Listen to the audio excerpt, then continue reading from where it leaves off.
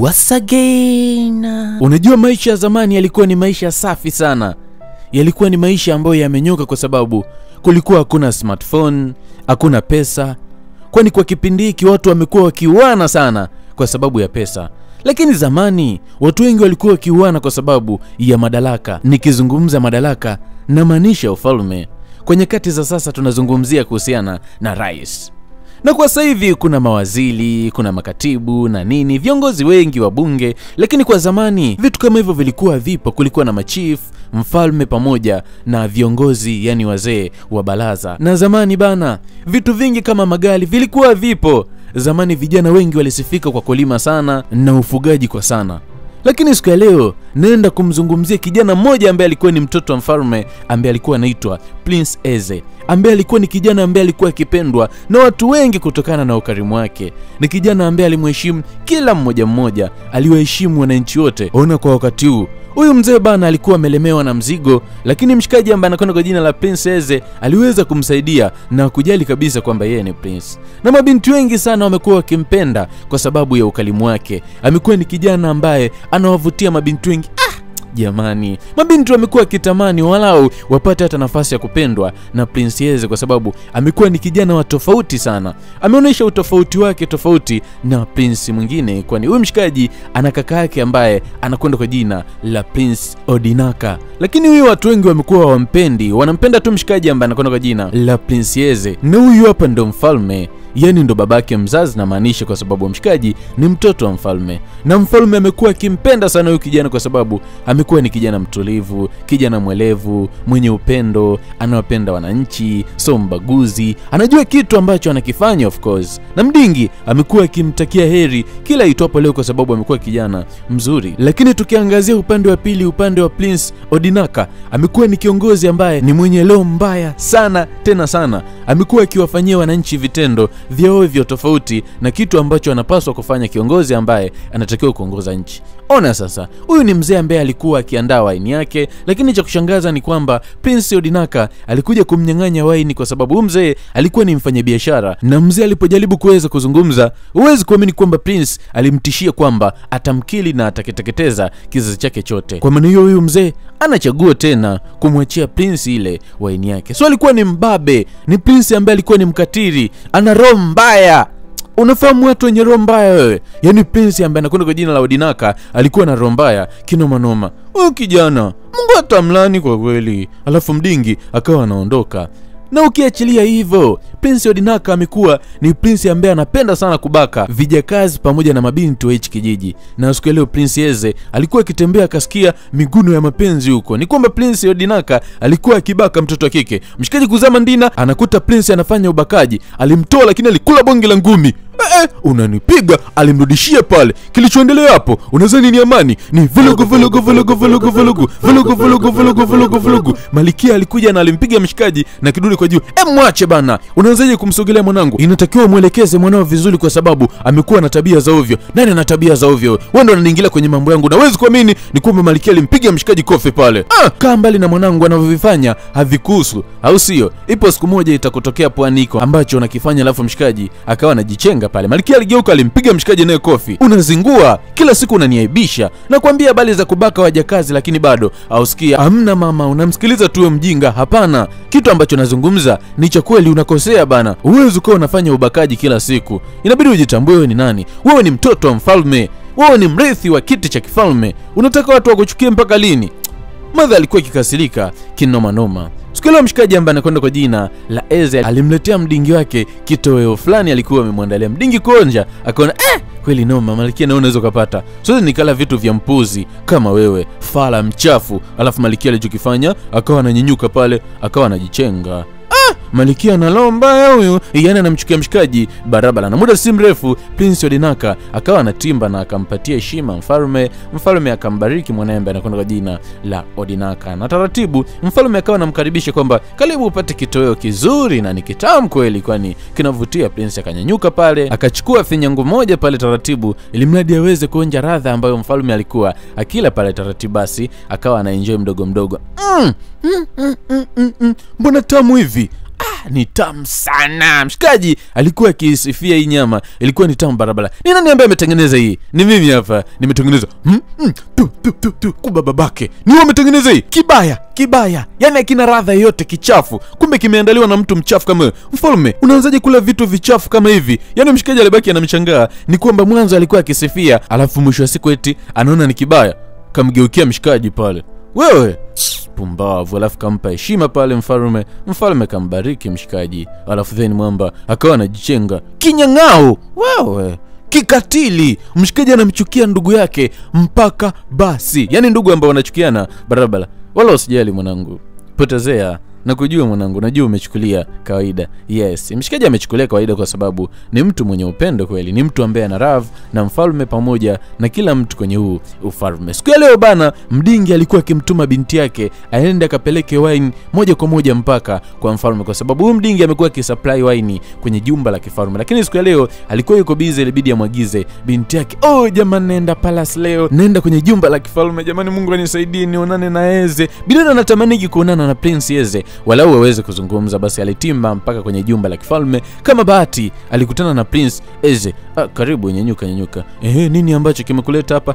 Baba amenituma nije nilete wine kwenye jumba la kifalme na ameniambia moja kwa moja nimpelekee mfalme. Wala usijali, mfalme yuko ndani ana mazungumzo na mtu, so karibu, unaweza kukaa pale tukapiga story 2-3. Basi bidada akamwambia nashukuru, karibu. Basi bidada, huwezi kuamini kwamba aliipata nafasi ya kipekee ambayo mabinti wengi sana kwenye hii falme wamekuwa wakitamani kuweza kuipata, kwani mabinti wengi wamekuwa wakitamani kuwa karibu na prince ambaye anakwenda kwa jina la Eze, kwani amekuwa ni prince mwenye upendo na mabinti wengi sana wamekuwa wakitamani kuwa karibu na yeye. Na huwezi kuamini ni kwamba Madha Malikia alikuwa akishuhudia kila kitu, na mshikaji alikuwa akimuuliza jina mtoto kike na bidada akamwambia kwamba anaitwa Olena. Basi mshikaji akawa anafurahi hapa, lakini huku bishangazi anamwangalia kwa jicho la huyu bishangazi anamchukia mshikaji kinoma kwa sababu sio mtoto wake wa kumzaa, yani ni mtoto wa mke ambaye alikuwa ni mke wa mfalme, lakini alipotezaga maisha miaka kadhaa iliyopita. Na mshikaji mlinzi alikuja hapa na alikuwa akimwambia kwamba mfalme anakuhitaji sasa hivi. Mwamba alifika mpaka kwa mfalme na ujumbe wa mfalme ulikuwa ni huu: mwanangu, nadhani wakati wangu wa mimi kuweza kumtangaza mrithi wa kiti changu umefika.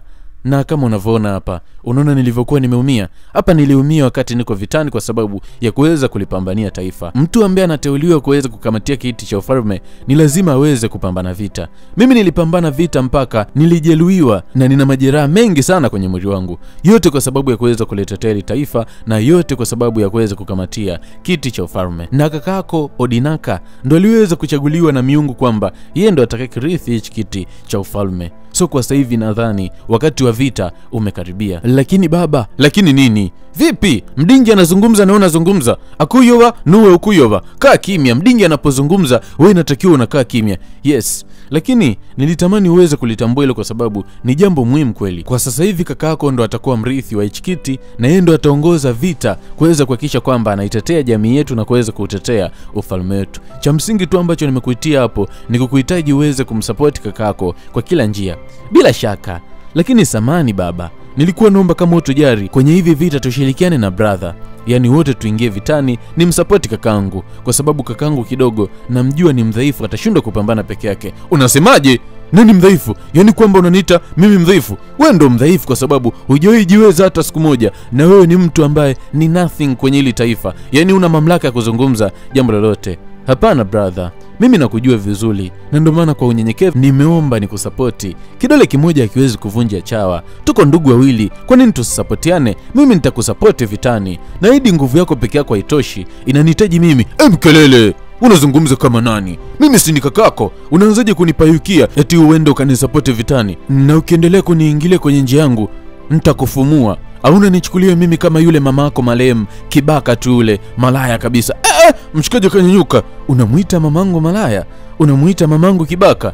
Hivi unajitambua kweli? Alafu usichokijua ni kwamba wewe nakuheshimu tu kama kakangu, lakini nina vitu vingi sana ambavyo ninaweza kukufanyia kwenye maisha yako kwa sababu wewe si kitu kwangu. Huwezi kunifanya chochote. Na kama unajihisi unaweza kufanya kitu kwangu, fanya niguse. Fanya kama unanigusa tu, au fanya kama unajitingisha nikuoneshe ukenge. Nitakugeuza kitoweo, usinichukulie kawaida wewe. Mdingi akaona asuluhishe ule ugomvi kwa sababu akaona yani ilikokuwa inaelekea, hao watoto walikuwa wakielekea kungoana meno. Basi wamba wakawa wanajichenga pale.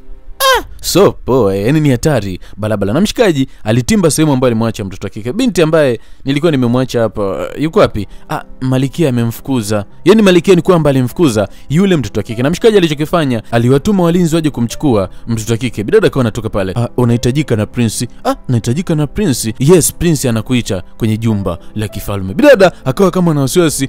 Wala usijali. Hakuambiwa kwamba ni prince gani ambaye anamuita kwenye jumba la kifalme, ila tu aliambiwa kwamba prince anamuita. Kwa wasiwasi akajua ni prince Odinaka, basi wakamleta mpaka kwenye jumba la kifalme. Na unajua prince akikuita, wasiwasi unakuwa ni mkubwa sana kwamba wenda utakuwa umekosea. Na kwa bahati mbaya, huwezi kuamini kwamba akakutana na Odinaka akampigia magoti, bali prince akasema simama taratibu mrembo. Akawa anamkagua. Kama unavyojua huyu ni mjunjaji, yani ni mzee wa humu tu. Anapenda sana kubaka vijakazi pamoja na mabinti ambao wanapatikana kwenye huu mji wao.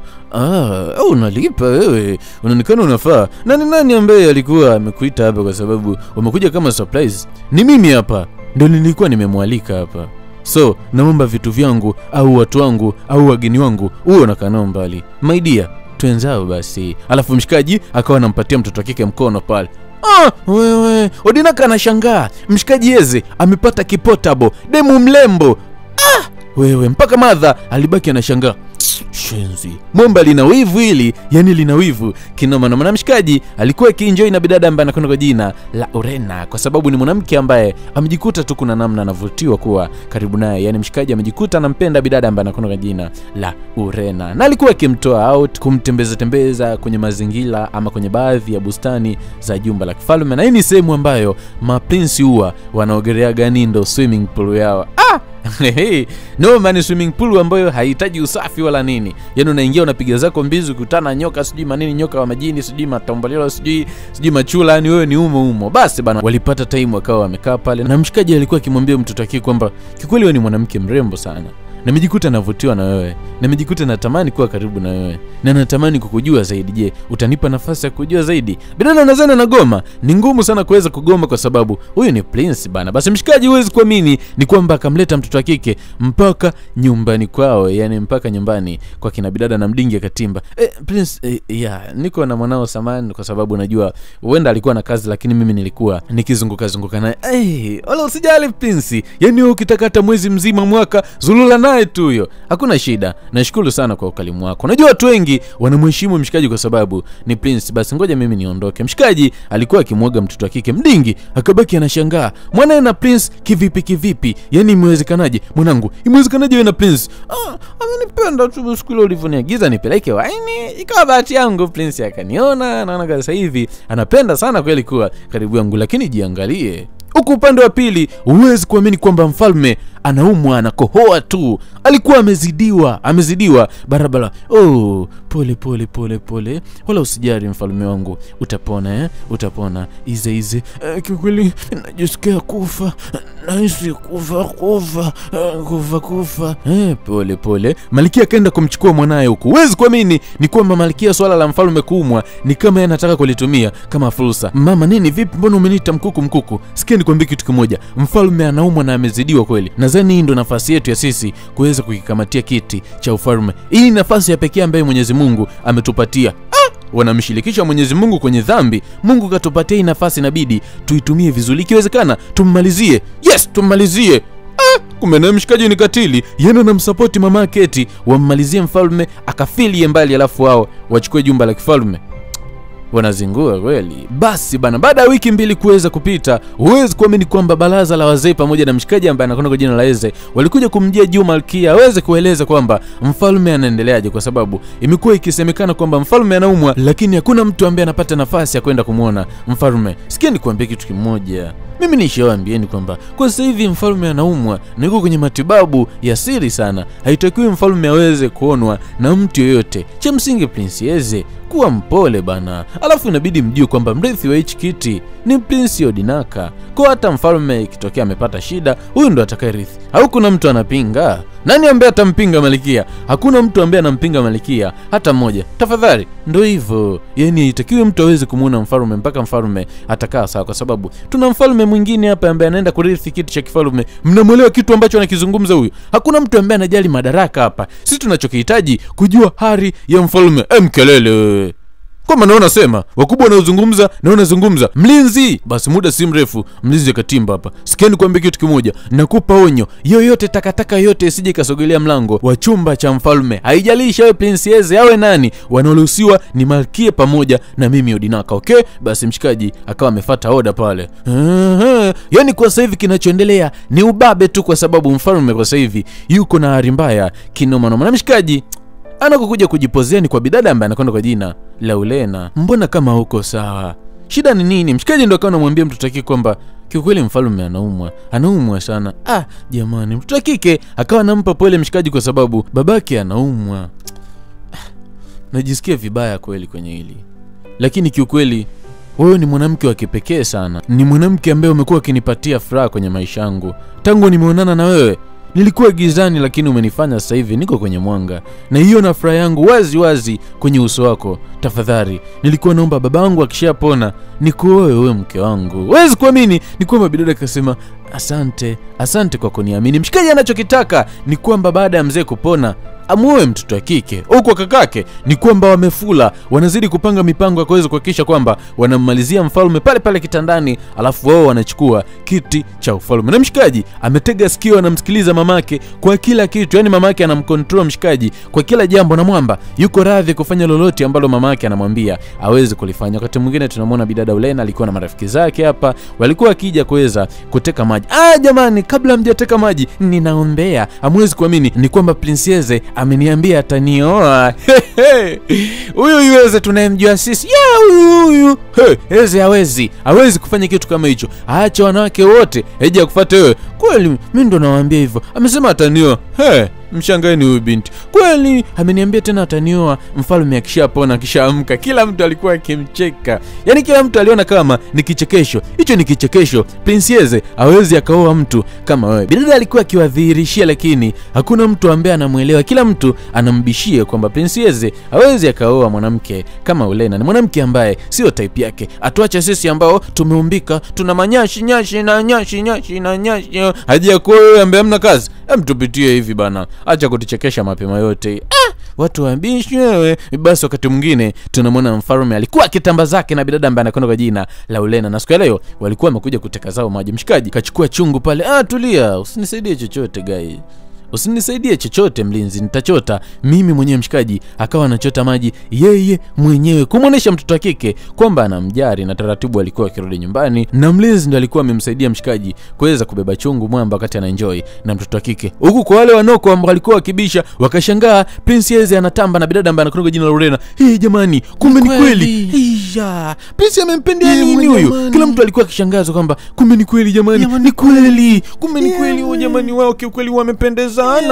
Mlisema ana nyashi na nyashi. Ona sasa hivi anatamba tu na mtoto wa mfalme. Kila mtu alibaki anashangaa. Mimi nilisema jamani huyu kampendea nini? Aliniacha mimi nina nyashi, nimeumbika, akaenda kwa yule. Kila mtu alikuwa akishangazwa kwamba Prince amempendea nini bidada ambaye anakwenda kwa jina Laulena. Walitimba mpaka maskani. Mshikaji alikuwa akitamba na mtoto wa kike. Watu wanajiuliza kwamba kampendea nini? Unajua bana, mapenzi bana ni kitu cha tofauti sana. Uwezo ukaniambia tu unampenda mtu eti kwa sababu ya nyashi. No. Kuna vitu fulani hivi ambavyo vinamfanyaga mtu ampende mtu fulani. Ndio maana sasa hivi watu ambao wanapendana sana au mtu mwenye mapenzi ya dhati, ukienda kumuuliza unampendea nini huyo mpenzi wako, atakosa jibu la kutoa. Basi bana walikuwa wakipiga story hapa mtoto kike pamoja na mshikaji. Na mshikaji alikuwa akimwambia kwamba kiukweli unazidi kuwa mpya kila siku. Bidada ndo anaenjoy. Mshikaji kambusu mkononi pale. Bidada kamwangalia mwamba.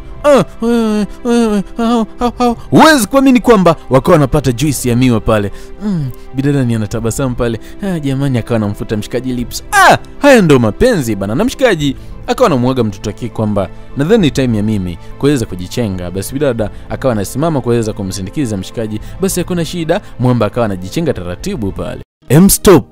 Kuna watu wengi wamekuwa wakiniuliza kwamba hivi msanii wetu ambaye ameimba hapa ni wapi hajatoa wimbo mpya. Ni kwamba msanii wetu ametoa wimbo mpya. Ingia YouTube, andika Kamba The Don Tamtam, utaiona ngoma kama ambavyo inaonekana kwenye screen yetu hapo. So cha kufanya utabofya katikati ya hiyo ngoma, alafu utaenda kuitazama mwanzo mpaka mwisho, na usahau kuweza kudondosha comment yako kwa kuweza kusema kwamba Genius, nimeijua hii ngoma kupitia wewe. Nadhani kwa sasa hivi nimeshusha ukimya. Msanii wenu katoa ngoma mpya hiyo hapo. Nendeni mkaenjoy, ni ngoma mpya na ni ngoma tamu kinoma noma.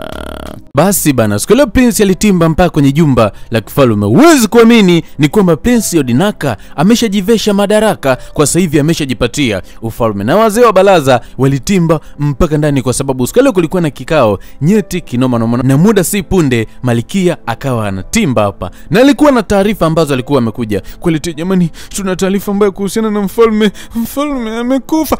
Mfalme amekufa? Kila mtu alibaki anashangaa. Yes, mfalme is dead. Amekufa jamani usiku wa leo. Mshikaji alijikuta anakuwa na huzuni kinoma noma, na tujielewa mazingira yamekuaje, lakini mfalme amekufa. Lakini ghafla ilisikika mfalme anaingia.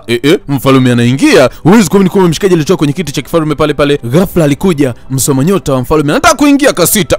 Kuna kitu hapa. Machale akamcheza. Alafu then akaingia ndani kwenda kusafisha mazingira kabla mfalme hajaingia, na mfalme akawa anaingia pale, na anayemsafishia njia ni huyu ambaye ni msoma nyota wake, kwa sababu huyu anajua kwamba mfalme ana maadui wengi kweli ambao wanatamani yeye afa aweze kurithi kiti cha mfalme. Na Bishangazi alipiga goti na alikuwa akilia kwa sababu ametoa taarifa za uongo, alafu kiti cha kifalme alimrithisha mwanae ambaye anakwenda kwa jina la Odinaka. Lakini mfalme alimwambia, nimekusamehe. Mimi nimekusamehe, wala usijali, unaweza tu ukaketi, mimi nimesha kusamehe. Mfalme ni mtu mzuri, ni mtu safi. Lakini mshikaji ambaye anakwenda kwa jina la Prince Eze alikuwa happy kwa sababu hatimaye amegundua babake yuko hai. Msoma nyota baada ya kuweza kumaliza kazi yake akawa anajichenga pale. Samanini kweli, kwa sababu najua nimewashtua, lakini hichi nilikifanya kwa sababu ya mtego tu, kuweza kujua kwamba hivi endapo nitakufa nini ambacho kitatokea. Nimegundua kwamba huu ufalme umefikia wakati ambao ni wa mwisho mimi kuweza kuushikilia. Kwa sasa hivi inabidi niweze kumpatia ufalme huu Prince Odinaka ambaye anastahili kuweza kurithi kiti cha kifalme. Lakini awali ya yote ni lazima aweze kupigana vita. Kwa tujiandae kwa vita, okay? Ndiyo mkuu. Basi huwezi kuamini ni kwamba mshikaji ambaye anakwenda kwa jina la Eze alikuja kwa mtoto wake akamkumbatia na kumzungusha. Hatimaye sasa baba amepona. Baba ni mzima, amenyanyuka, amekuja na kuzungumza mambo mazuri kweli. Ilikuwa ni furaha kubwa. Balabala. Jamani, ni wakati wetu wa ndoa sasa. Lakini bado hatujamaliza. Shida ni nini na tatizo ni nini? Huu ni wakati wa vita, ni hichi ni kipindi ambacho inabidi kwenda kupigana vita. Sawa, ni vizuri, lakini wewe siendi vitani Yes, mimi siendi kwa sababu hii vita ni vita ya Prince Odinaka, kwani yeye ndo anatakiwa aweze kurithi kiti cha ufalme. Naomba iwe kweli. Mimi siwezi kudanganya. Prince Odinaka ndo anatakiwa aweze kupigana vita. Hapo kidogo mimi nafurahi kwa sababu nakupenda, sihitaji kukupoteza Prince Eze. Tafadhali, mimi sihitaji chochote kutoka kwako. Sihitaji uprince wako, wala sihitaji wewe uwe mfalme. Ninachokitaka ni wewe tu. Mshikaji kamwambia, wala hakuna shida, na mimi nitakisha kwamba nakuwa mzima na kuwa hai kwa ajili yako tu. Yani mwamba anamwambia hivi mtoto wa kike kwamba atapambania, atapigania yeye awe hai tu kwa sababu ya huyo mtoto wa kike ambaye anakwenda kwa jina la Olena. Hayo ndo mapenzi. Yani kabla hujamfurahisha mtu unayempenda, hakisha kwamba unakuwa salama, kwa sababu usalama wako wewe ndo furaha yake. Huwezi kuamini ni kwamba siku leo ndo ile siku ya wali na ugali kupakuliwa, siku ambayo soda zinaletwa, alafu wamba wanakunywa togwa. Huyo mganga alikuwa akiwatia ndumba wanajeshi ambao wanaenda kupigana vita. Wakati wa kupambana, hakisheni mkienda mnashinda vita, hakisheni mkienda mnafanya vizuri, na mimi ninaahidi dawa zangu zitafanya kazi. Lakini Martha ana wasiwasi kwa sababu Prince anaenda kupigana vita ambavyo ni ngumu sana mtu kushinda. Na mfalme akasema kwamba wakati wa vita sasa umefika. Ni wakati ambao mwanajeshi inabidi usimamishe kifua chako mbele kwa sababu ya kuweza kupigania taifa. Hakuna kurudi nyuma, ni kusonga mbele tu. Hakuna kushindwa, ni kushinda. Tunaenda vitani kwa sababu ya kushinda, hatuendi kwa sababu ya kushindwa. Tuko radhi kufa kwa sababu ya kuweza kutetea taifa. Usikubali kushindwa alafu ukarudi ukiwa umelose. Hakisha kwamba unapambania taifa lako mpaka kufa ukiwa unapambania taifa lako. Mara akisikia eti sijui eti mwanae akafa eti kwa sababu ya kupambania taifa. Kamanda, tuko sawa makamanda, tupo sawa makamanda, twende tukapambanie taifa makamanda morali. Mwamba akamkumbatia babake kwa hisia pale. Mshikaji ameshapandishwa morali wa vita, alafu cheki Mwamba alichokifanya, kanyanyua ngao pale. Wewe Mwamba kanyanyua ngao kwa mbwembwe. Wakati wa vita sasa umefika. Twenzao majeshi. Mwanangu hapana. Jamani, mwanangu hakuna kwenda vitani. Jamani, mwanangu asije kufia vitani. Alafu mwanangu hakuteuliwa kuwa mrithi wa kiti cha kifalme ambaye miungu ilimteua. Ni princess. Unasema nini wewe?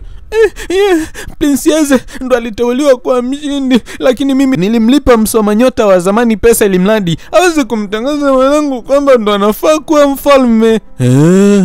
Na msoma nyota wa zamani aliletwa hapa. Sema kila kitu. Ni kweli alinilipa pesa ili mradi niweze kumsema kwamba Prince Odinaka ndo anatakiwa kuwa mfalme.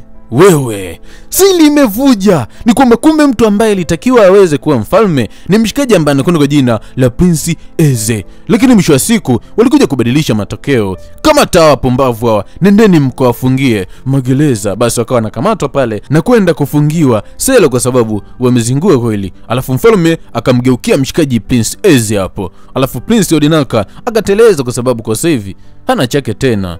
Mwanangu, uko radhi na uko tayari kufanya hichi? Uko tayari kuweza kulipambania taifa lako? Uko tayari kuweza kuwapambania wakazi wote hapa? Niambie, uko tayari ama hauko tayari? Neno lako moja tu ni hamli kwenye hili jeshi. Tafadhali usiseme uko tayari, usiende kwenye vita, utafia huko. Tafadhali. Yani wananchi wote hawataki mshikaji aende kwenye vita kwa sababu wanampenda. Mshikaji ndio kipenzi cha kila mtu. Tafadhali usiseme unaenda. Niko tayari mimi naenda. Kuna muda bana, kama mwanaume inatakiwa usiangalie moyo unasema nini, inatakiwa uangalie akili inasema nini. Mshikaji anampenda sana mtoto wa kike, lakini hakutaka kumsikiliza, ikabidi asikilize taifa linasema nini. Bidada alitoka mbio na mshikaji akawa anamfuata. Simama hapa. Bidada ni analia tu. Niache, wewe ni mbinafsi. Unataka ukafie vitani. Asa kwa nini ulinifanya nikupende? Nakupenda alafu unataka uende ukafie vitani. Kweli ndo nanilipa haya. Upendo wangu wote ambao nimekupatia ndo nanilipa haya. Bidada alikuwa akilia, lakini mshikaji kamwambia, tulia. Sifanyi hii kwa sababu yangu. Nafanya hii kwa sababu yako wewe na kizazi changu mimi na kila mtu kwenye hili taifa. Sina budi. Niko tayari kufa kwa sababu ya kuwatetea nyinyi ambao ninawapenda kama mwanaume, kama kidume. Bidada mpaka analia kwa sababu mwanaume anazungumza maneno magumu, anazungumza maneno ya kishujaa, alafu kamshika mtoto wa kike. Mungu kasema, wewe nitakumisi kweli. Kaanza kupata juisi ya miwa pale mshikaji. Kiume wewe, uwezi kuamini ni kwamba wakati wa vita ulifika. Majeshi wanaume, mshikaji kavaa gwanda sasa hivi anaenda kupigana vita. Basi mganga wa taifa akawa anawajaza sumu pale na kuwatia dawa ili mradi wamba waende wakashinde vita. Mtenda kushinda vita na dawa yangu itenda kufanya kazi. Mshikaji kachomeka panga chini pale. Wanaume, tunaenda kupambana kwa sababu ya familia zetu. Tunaenda kupambana kwa sababu ya wake zetu. Tunaenda kupambana kwa sababu ya vizazi vyetu, na pia tunaenda kupambana kwa sababu ya nchi yetu. Tuko sawa? Tupo sawa mkubwa. Tunaenda kupambana, okay? Na tuhakikishe kwamba tunapambana kufa na kupona, na tuhakikishe kwamba tunampiga yoyote atakayekaa mbele. Si wanawashwa basi tutawakuna upele. Tupo tayari kuzitoa nafsi zetu kwa sababu ya watu ambao tunawapenda. Bidada ndo analia kisiketi, mshikaji anaenda kuitoa nafsi yake. Hakuna kurudi tukiwa tumeshindwa. Bora tukafie vitani, ila ni lazima turudi na ushindi. Tupo sawa kubwa? Tuko sawa. Mpaka mfalme akakubali. Wewe, mshikaji anazungumza maneno ya kishujaa. Tupo sawa mashujaa? Tuko sawa. Tupo sawa. Tuko sawa. Ni wakati wa kwenda kupigana vita. Wakati wa kwenda kuteketeza. Tuko sawa. Tuko sawa. Wamba akawa anatiana morali pale. Jeshi tuko sawa, ni wanajeshi walikuwa wamekaa kikomando. Kinoma noma, twenzao wanajeshi, twenzao tukapigane vita, twenzao tunaenda kuua maadui, twenzao. Yani hakuna kupona, tunarudi tukiwa tumekufa ama tukiwa na ushindi. Hakuna kurudi tukiwa wazima tukiwa tumeshindwa, tunarudi tukiwa tumekufa kama tukishindwa ama tuweze kurudi na ushindi. Huko Prince Odinaka ni analia uchungu kwa sababu ameukosa ufalme kizembe. Babake nangata nakula natafuna. Wewe, mshikaji ana asila kinoma noma. Huku wamba amefika vitani ni chinja kula ule tafuna uwa wamba ni umu tu, ni kuchinjana tu wamba. Kamata, jishikilie, piga. Kuna wamba mpaka wana mabunduki. Chinja huyo, kamata. Ngao. Yani vita vilikuwa ni vita, mola vita vilikuwa vikali. Vita vya kufa. Wewe fikiria tu, mpaka Prince Odinaka mamake amemkataza kuingia kwenye hivi vita. Sio vya kawaida. Na mganga wa taifa alizidi kuwaombea kuweza kuhakikisha kwamba anasoma nyota ya mshikaji ambaye anakwenda kwa jina la Prince Yeze, kuweza kuhakikisha kwamba anajua yes, Prince bado yuko mzima, bado anazidi kupambana. Huko kwa bidada ambaye anakwenda kwa jina la Ulena, alikuwa akilia, anajua tu Prince hawezi katoka mzima. Kwenye hivi vita hakuna mtu ambaye shoi kutoka mzima. Akilikumbuka busu la mshikaji, hawezi kulipata tena. Bidada ni analia. Huku mshikaji ambaye anakwenda kwa jina la Prince Yeze, vita ni vikali. Mshikaji ni anateketeza tu maadui, na pia jeshi lake linazidi kuteketea. Mshikaji anazidi kutumia nguvu yake kadri awezavyo ili mradi aweze kuondoka na ushindi. Huko kwa Prince Odinaka, alimfuata mama yake. Mama, mimi naenda vitani kumuua Prince. Mwanangu, umewaza nini mwanangu, kwa nini ufanye hivyo? Sawa, hakuna shida. Nenda kamuue yule nyang'au mwanangu. Akicha kwamba unamchinja kichwa chake yule mpumbavu, mjinga yule, mjinga. Ni kwamba mwanae anataka akamuue Prince, na mother anamsupport mtoto wake. Unajua mama, hata uwe jambazi, uwe nyang'ao, uwe nani, mother atakuombea kwa kila jambo. Mother huwa anamsupport mtoto wake kwa kila kitu, ila sometimes mother huwa hapendi mtoto wake akifanya ubaya. Huko mganga wa jumba la kifalme alizidi kumuombea Prince. Prince, upone huko uliko, pambana vita Prince, najua unaenda kuchukua ushindi. Huko kwa Prince vita vilikuwa ni vikali, balabala. Na mshikaji alitaka kuuawa ghafla, kakake akaja kumsaidia pale. Oh my brother, yes, nimekuja kwa sababu ya kuweza kusupport. Vipi tunaweza tuka challenge kidogo? Unataka challenge kidogo? Basi hakuna shida. Zamani walikuwa wakipendana, na mara nyingi walikuwa wakifanya mazoezi pamoja. Baada ya kuweza kufanya mazoezi pamoja, wanaweka panga chini, then wanakumbatiana. Na ndio hicho ambacho mshikaji ambaye anakwenda kwa jina la Yeze alijua atakufanya leo. Basi wakapiga, wakatest pale, then wakaweka panga zao chini. Oh my guy, njoo nikukumbatie kijana wangu. Basi wakawa nakumbatiana pale. Lakini huwezi kuamini ni kwamba Prince Odinaka alichomoa kisu, alimpiga mshikaji pale mpaka bidada alikisikilizia kule alikokuwa.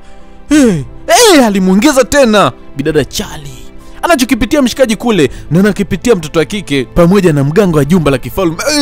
Mganga mpaka anatetemeka. Prince anakufa. Prince mshikaji Odinaka anazidi kuteketeza. Mshenzi wewe, kufa. Umechukua kila kitu kwenye maisha yangu, furaha yangu na ufalme unataka kuchukua. Kufa. Alimpiga teke mshikaji chini. Mwamba chali. Taarifa mbaya kwenye jumba la kifalme. Prince Yeze amekufa. Mfalme alilia. No! Mungu, kwa nini umeniadhibu hivi? Na asubuhi na mapema bidada alikuwa amelala, ndo alikuwa akiamka tangu amedondoka siku ya jana, na aliulizia Prince Yeze vipi amerudi. Aliambiwa kwamba Prince amekufa. Bidada alilia na kusaga meno. Alikimbia kuelekea kwenye jumba la kifalme kwa sababu taarifa zilikuwa ni mbaya. Na kufika hapa anakutana na Prince Odinaka. Amekufa. Dada amekufa kikatili. Wamemkatakata mkono kule, mguu kule, kichwa kule. Mimi nilichorudi nacho ni hiki tu. Ndio nilichorudi nacho. Mdingi alikipokea kwa hasira. Amekufa kikatili. Nilijaribu kuweza kumsaidia ndugu yangu, lakini nilifeli. Nilikuta amekufa kwa nikaua maadui wote. Kwa maana hiyo tumeshinda vita. Mimi ndo nimemalizia kila kitu. Na kuna mtoto wa kike akawa amejitokeza hapa, akaweza kumpatia Prince maji ya kunywa, lakini huyu bidada anaonekana ana hasira, ana uchungu. Kama utakuwa unamkumbuka, ndio yule mwanamke ambaye kwa mara ya kwanza wakati picha linaanza, huyu Prince Odinaka alikuwa akimbaka. So huyu mwanamke alikuwa na uchungu. Na mfalme aliweza kuzungumza kwamba ni wakati wa kuweza kuandaa mazishi ya Prince Yeze. Basi kila mtu akatoa heshima, na mfalme wakati anaondoka akasema, mbona kuna kitu nimeona? Mbona nakala jabali linakuja? Yule ni mzima. Kila mtu alibaki anashangaa, ni mzimu ama ni mzima? Jamani, hili ndo kamanda letu. Hii ndo mwanaume wa shoka ambaye ameenda kupigana vita ambavyo hakuna mtu ambaye ashai kupona. Amepona. Wewe ni muongo, wewe ni mzandi. Kibidada akapiga goti na kumpatia heshima mshikaji, alafu then kamkumbatia pale. Mwanangu huyo ndo shujaa wetu. Watu wote wanashangilia. Shujaa. Mshikaji akatoa heshima kwa mfalme, yani babake mzazi pale. Mfalme akambariki. Huyu ndo mshindi wetu. Huyu ndo mfalme mfalme wetu, huyu ndo bingwa wetu. Lakini nina jambo la kusema. Kwenye taifa letu tuna msaliti ambaye ameweza kusaliti taifa mpaka mimi nusu chupu niweze kufa. Kila mtu alikuwa akijiuliza msaliti ni nani, na mfalme alimuuliza kwamba tuambie msaliti ni nani, sema mbele ya kila mtu msaliti ni nani. Msaliti ni Prince Odinaka. Prince Odinaka ndo msaliti, ndo amesaliti taifa. Alinikuta nilikuwa tayari nimeshashinda vita. Alichokifanya, alijifanya kama amekuja kwa upendo akanikumbatia, lakini mwisho wa siku alinichoma na kisu tumboni. Alitaka nife, na kisu chenye si ni hiki hapa. Nani ambaye afahamu kwamba hichi ni kisu cha Prince Odinaka? Kila mtu akabaki anashangaa, unataka kuniulia mwanangu? Yaani unataka kuniulia? Achinjwe huyo, tena achinjwe. Nani achinjwe? Kwa nyinyi mnachokiwaza ni mimi kuchinjwa, si ndio? Mnamsikiliza huyu mpumbavu fala, kwa mnataka mimi nichinjwe, si ndio? Ndio tunataka uchinjwe. Watu wote wanataka mshikaji achinjwe, na wewe unataka nichinjwe? Yes, uchinjwe tu bwana, si hatukutaki. Kwa hiyo kila mtu anitake, si ndio? Asa niwaambieni kitu kimoja, kabla sijafa mimi mtakufa nyinyi. Haiwezekani, achinjwe. Kila mtu anachotaka ni Prince Odinaka aweze kuchinjwa. Lakini pale ghafla Prince akastuck. Wewe umeniwekea sumu. Huwezi kuamini kwamba yule mwanamke alikuwa amemwekea Prince sumu kwa sababu alishawahi kumbaka, na amebaka wanawake wengi sana. So walikula njama wakaamua kumwekea sumu. Unajua kuna msemo huo unasemaga kwamba mheshimu sana mtu ambaye anakupikia chakula kwa sababu sumu ni bei rahisi, yani sumu upatikanaji wake ni rahisi sana. Huu msemo una maana. Kama mtu mwenye akili timamu nadhani utakuwa unanielewa. Muda si mrefu Malkia Katimba, jamani mwanangu vipi? Mwanangu kama umekufa mwanangu. Mother alikuwa akilia kinoma noma na akamgeukia mshikaji Yeze pale. Wewe ndo chanzo. Wewe ndo chanzo cha kuweza kuniulia mwanangu. Wewe ndo sababu ya kila kitu. Wewe ndo mambo yote, wewe ndo sababu. Wewe ni shetani na utakufa kikatili, yani wewe Mungu atakula. Hawezi kufa kikatili. Watu wanapinga kwa sababu wanampenda. Mshikaji Mother kamkaba pale. Shetani wewe. Mungu atakuadhibu. Wewe hamna kazi. Umeniulia mwanangu nilikuwa nampenda. Alafu wewe mwanangu, nyenyuka hapo bwana, uwe mfalme. Wewe ndo mfalme wa hili taifa. Kwa nini umelala chini? Hutakiwi kulala chini mwanangu, hatakiwi kulala. Huwezi kuamini ni kwamba mpaka Mother akawa chizi. Alafu wewe mfalme wewe unakibamia. Wewe au nilidhishagi au nikupe uninjunje mbele za watu? Watu wanabaki wanachangaa. Uninjunje mbele za watu. Si unajua mimi na nyashi. Nikupe hiyo. Humu kata mama kata, kata kiuno kata, nakupa za kugalagala. Kata mama kata, kata. Yaani ni kwamba Malkia kapagawa. Anagawa miuno hadharani. Kama teni unendeni mkamfungie kwa sababu kesha kuwa chizi. Basi wakaenda kumkamata Malkia, kwenda kumpeleka kwenye chumba cha peke yake. Na uwezi kuamini ni kwamba mshikaji ambaye anakwenda kwa jina la Prince Yeze, mfalme aliweza kutangaza rasmi kwamba huyu ndo atakuwa mfalme mpya wa hili taifa. Huyu ndo mfalme ambaye anapaswa kuweza kulitawala hili taifa. Basi kila mtu alikubali kwamba ni sawa anachokisema mfalme. Huwezi kuamini ni kwamba mshikaji ambaye anakwenda kwa jina la Yeze alipewa madaraka yote na akawa mfalme. Na mshikaji mke wake alikuja kuwa bidada ambaye anakwenda kwa jina la Ulena. Na huwezi kuamini ni kwamba walikuja kupata mtoto, na huyo mtoto bana ndo alikuja kuwa bonge la mfalme ambaye alitawala mataifa mengi, alipigana vita vingi. Na unajua huyo mtoto ambaye alikuja kuwa mfalme alikuwa ni nani? Kisia hapo. Kwa wale ambao wanashauri pamoja na matangazo, namba ni ile ambayo iko upande wa juu upande wa kushoto 0755660003. Drop hiyo comment yako kuweza kuniambia kwamba wewe unakisia kwamba huyo mtoto ambaye alikuja kuwa mfalme anaitwa nani? Mimi ni Original Sauti ya Simba. Bye bye na ciao.